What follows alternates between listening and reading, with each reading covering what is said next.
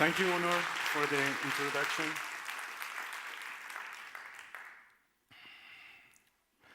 I will start my speech with a story from children's book in Iran. Once upon a time, there was a raven who was fascinated by how a partridge walks. So he would sit on a branch and study its every moves.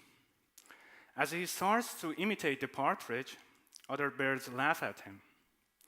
This ordeal goes on for a while until he realizes he has become dysfunctional since he has completely forgotten how to walk.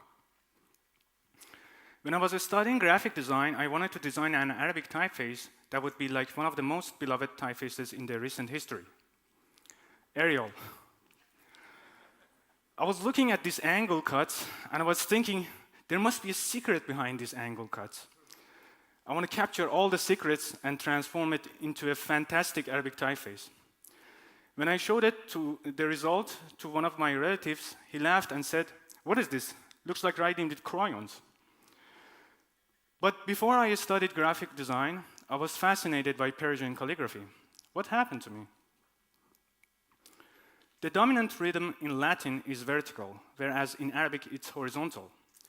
So when I see a Latinized Arabic typeface, this is the first feature I noticed: forced vertical rhythm with huge teeth aligned to imitate the X-height area. This trend didn't exist before the arrival of digital fonts. If I can say Latin letter forms are constrained in rectangles, in Arabic it's circles. This example from 13th century shows how letter proportions and their relations could be established on a circle and a cross. A circular rhythm can be seen in the horizontal connections. The rhythm of the connections is the main features that helps to differentiate writing styles. And you can see the broad knee pen angle. So if there is inconsistency in this rhythm of connections, it looks as if the individual graphemes are from different styles and gives the words this wonky feeling. It's pretty easy actually to break this rhythm of connections. In type design, since the connections are split in half, but in writing it's like a continuous rhythm. When it comes to pen and contrast, there is a form of expansion contrast in Arabic, and it's achieved through tilting the pen and putting pressure on one side of the pen. You can see how tilting the pen is changing the touching surface of the nib.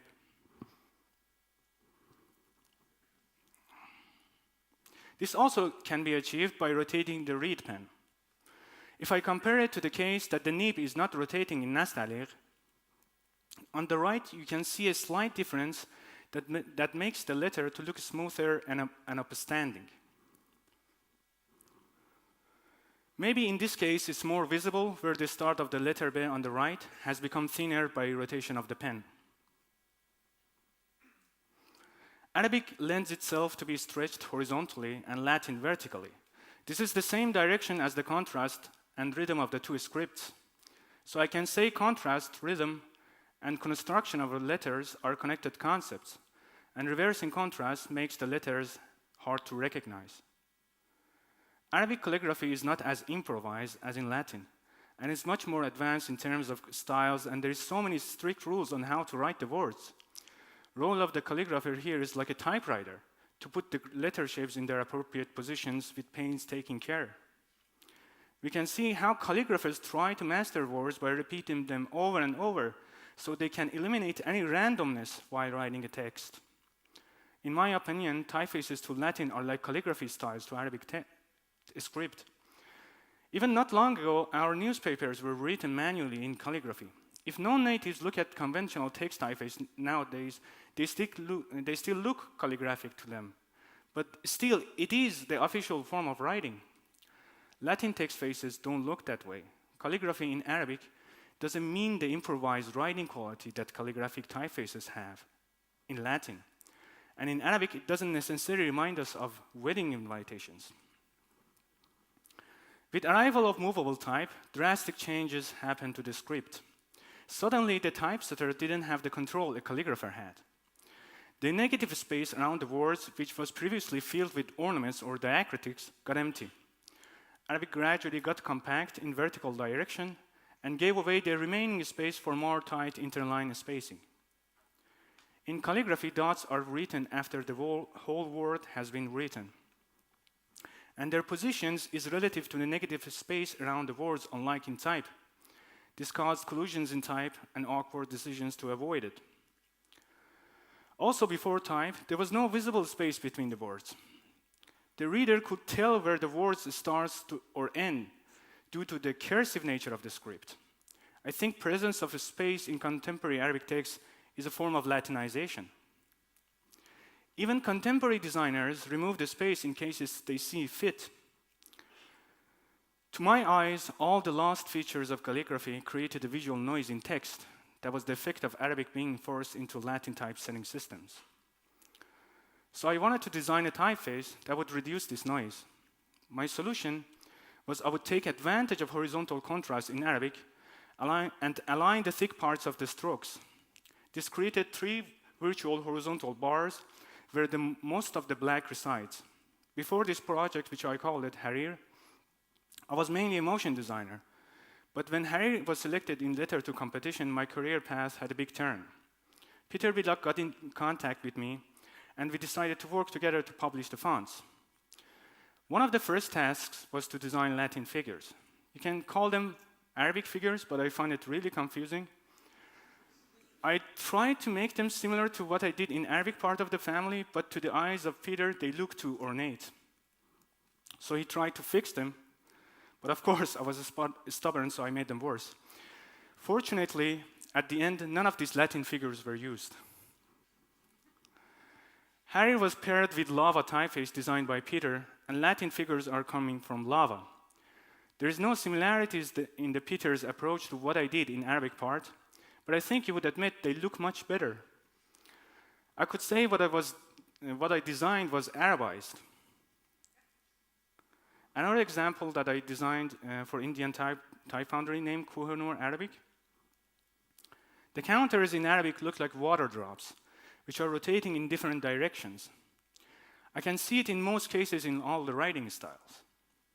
Counters bring expressions to letters, and I can see earthly beings by looking at them, or sometimes even alien shapes.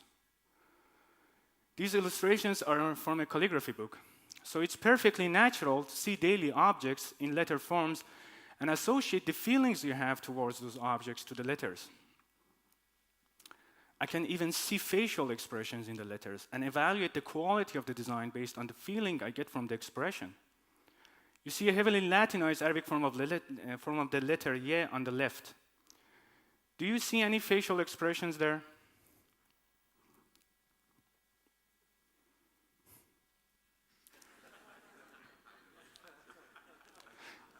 Yeah, this is not actually me, it's the form.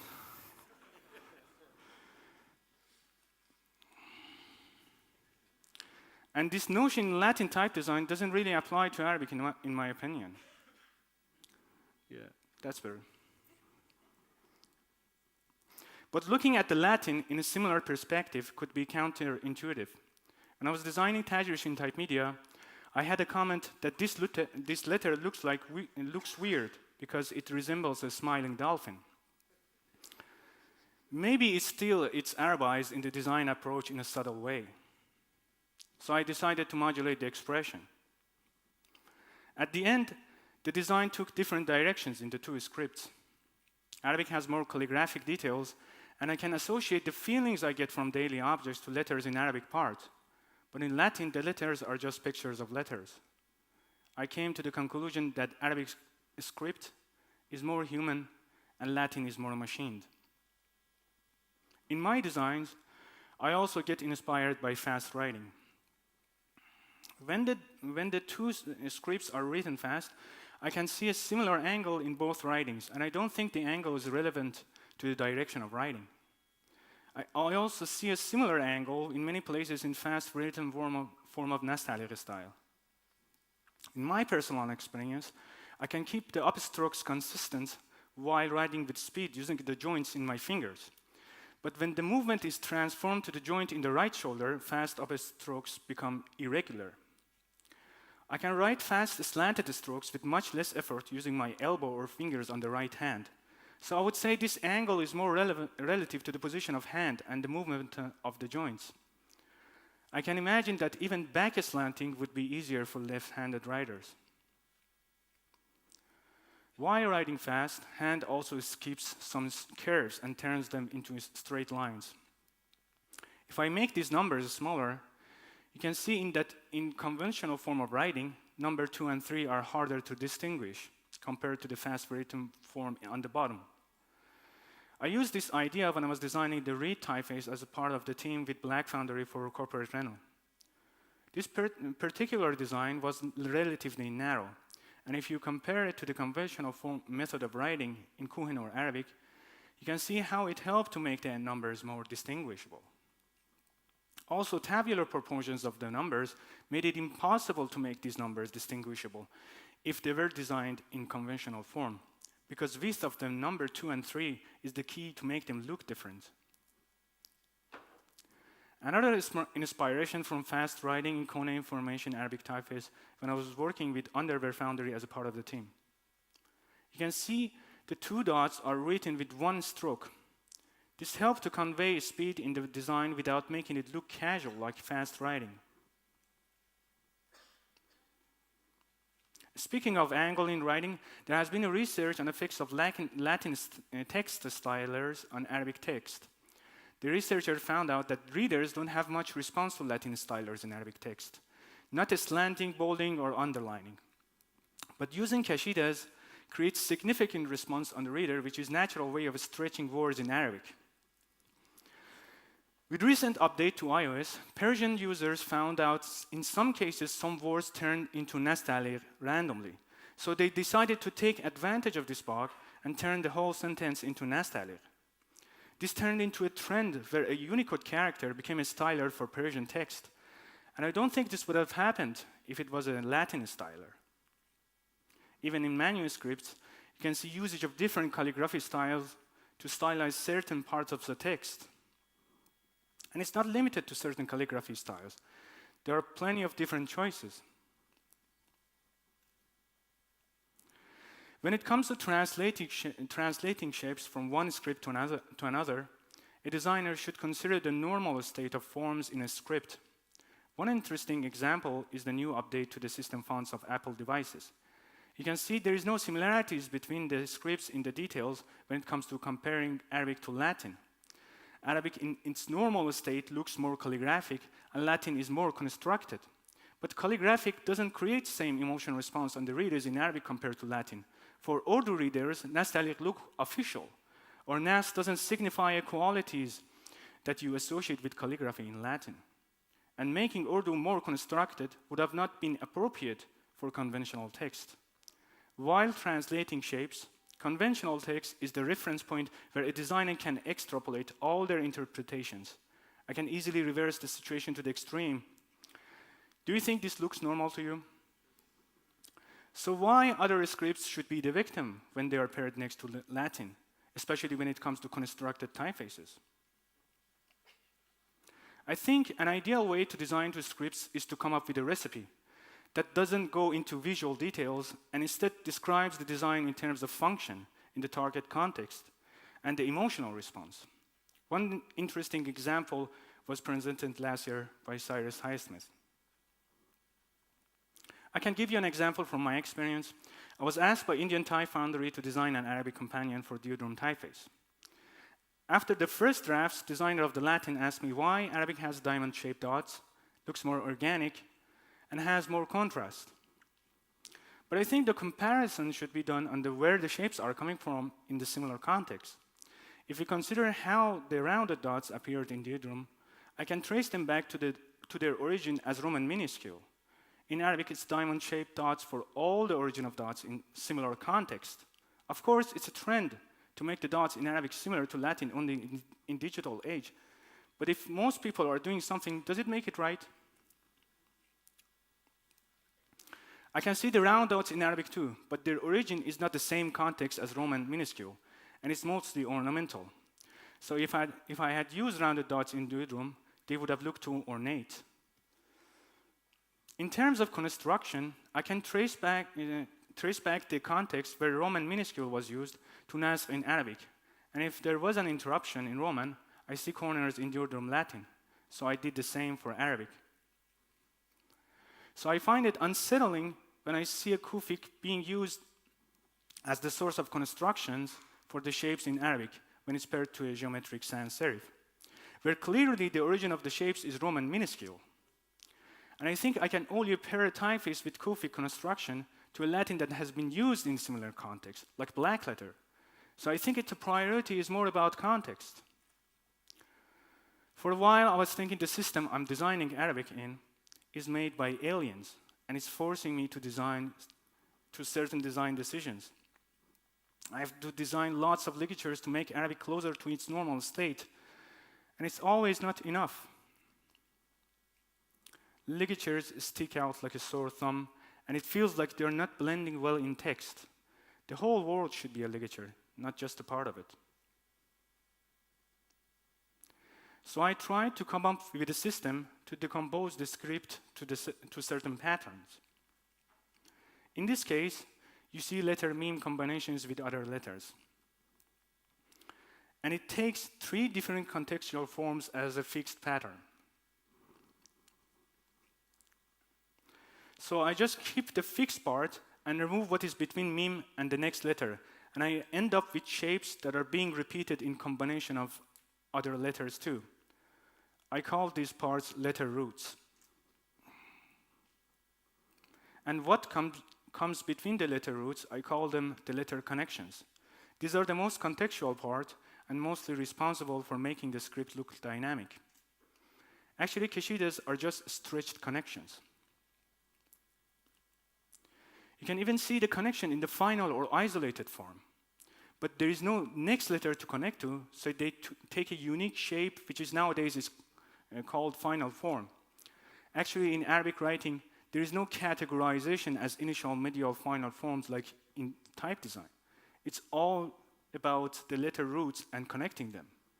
It's that simple. So this approach helped me to design more freely the way I always thought Arabic should be designed, without getting involved with lots of ligatures. The whole word became a composed ligature. You can see the fixed parts in black and how they are being repeated in different contexts. With this approach, I also have more control over the rhythm of the connections. You might argue it's similar to ACE, but how ACE decomposes strokes and its criteria is a mystery to me. I wanted to come up with a system that works in common text engines and is simple to understand by categorizing shapes into 2 categories.